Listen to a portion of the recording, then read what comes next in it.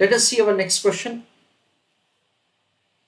The following information is available in respect of the rate of return on investment R.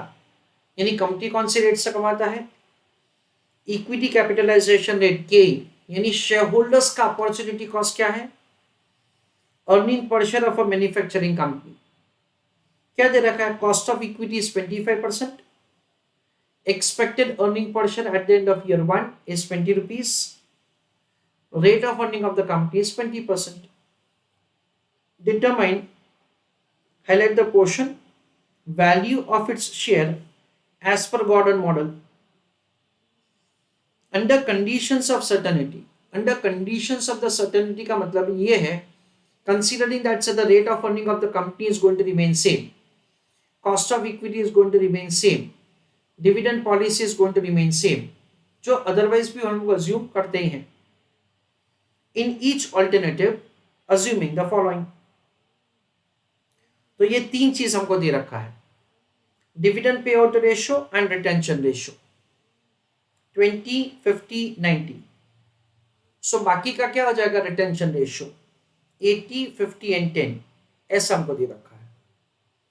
I request all of you to go through the question before we proceed for the answer. I request all of you to write down answer along with me. Calculation of market price of equity share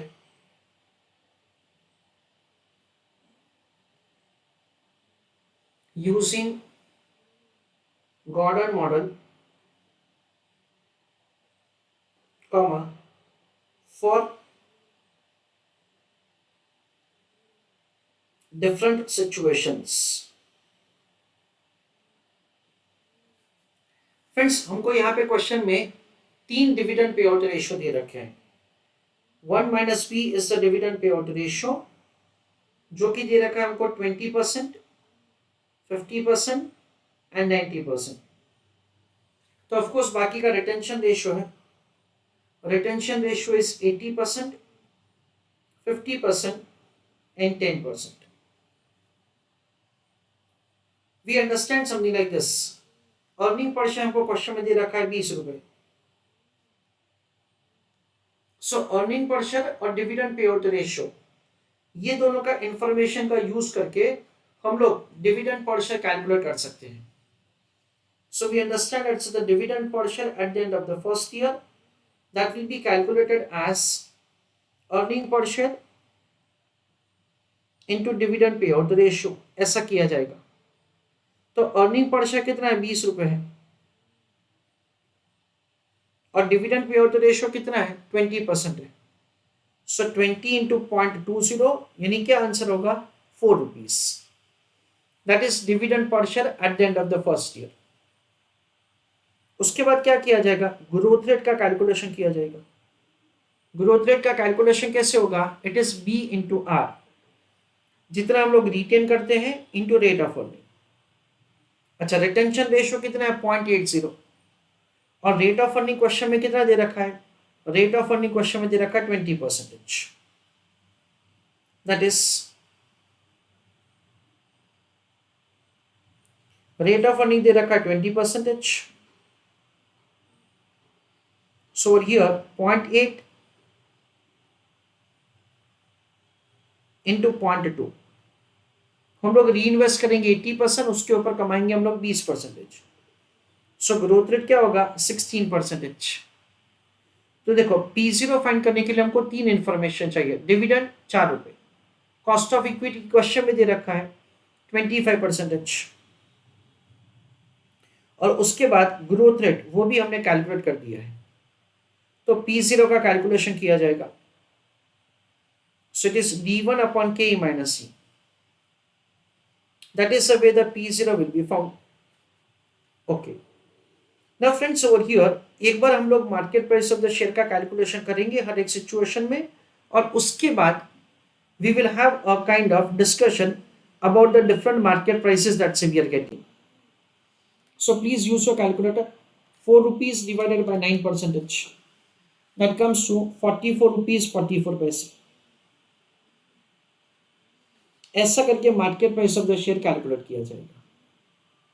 I request that से the second and third situation में आप लोग answer कीजिए, फिर मैं करके देता हूं ना। दूसरे सिचुएशन में देखते हैं, अर्निंग पर शेयर 20 रुपए का 20 रुपए रहेगा, डिविडेंड पे आउट रेशियो 50% है, सो 20 इंटू 0.5 यानी 10 रुपए।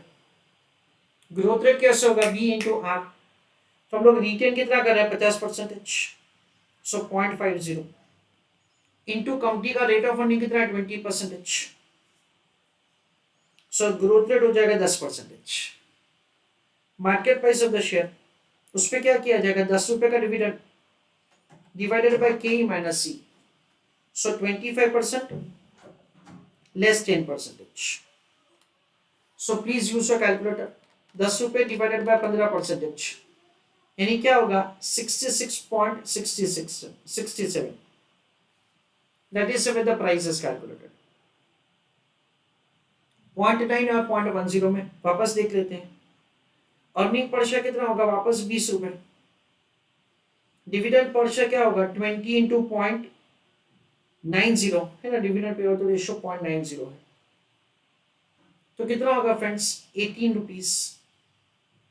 ग्रोथ रेट वापस B into R, retention ratio है 0.10 इंटू 0.20, ग्रोथ रेट क्या होगा सिर्फ 2%, 0.02। मार्केट प्राइस क्या होगा 18 rupees divided by K minus C, 25% less 0.02, ऐसा करके P0 का कैलकुलेशन होगा। So use your calculator, 18 rupees upon 23%, that comes to 78.26। This is the way market price of the equity share can be calculated. ना देखो question का answer खत्म हो गया, अभी थोड़ा कंक्लूजन डिस्कस करते हैं। ये क्वेश्चन में नहीं पूछा है पर कई बार हमको ऐसा पूछा जाता है that's you are required to pass the comment, तो कमेंट कैसे देने का वो अभी डिस्कस कर रहे हैं। फ्रेंड्स यहाँ पे हमको ऐसा दे रखा है कि कंपनी का खुद का रेट ऑफ अर्निंग जो है ना वो है 20% और शेयर होल्डर्स का कितना 25%, यानी कौन ज्यादा कमाता है, we understand that the share holders ज्यादा कमाते हैं। अगर शेयर होल्डर्स का रेट ऑफ अर्निंग ज्यादा है तो कंपनी को क्या करना चाहिए, कंपनी को डिस्ट्रीब्यूट करना चाहिए, ऐसा हम लोग समझते हैं। तो देखो 1 minus B is the dividend पे आउट रेशियो, तो डिविडेंड पे आउट रेशियो किसमें ज्यादा है 0.90 is the maximum among the three, 0.90 is the maximum, तो 0.90 में आप लोग देख सकते हो कि market price of the share सबसे ज्यादा है। We understand that say with the increase in the dividend payout ratio price will increase, क्यों, क्योंकि cost of equity R से ज्यादा है। चलो with paragraph write down, we can observe that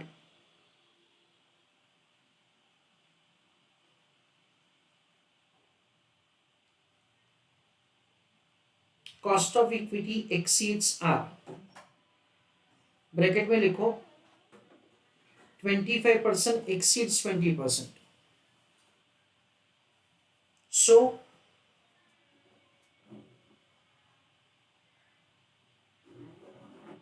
with increase in dividend payout ratio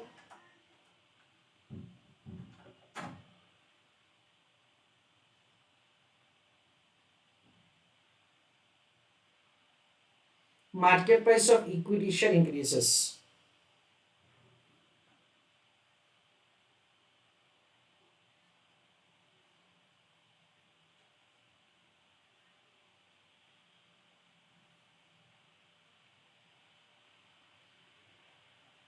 full stop।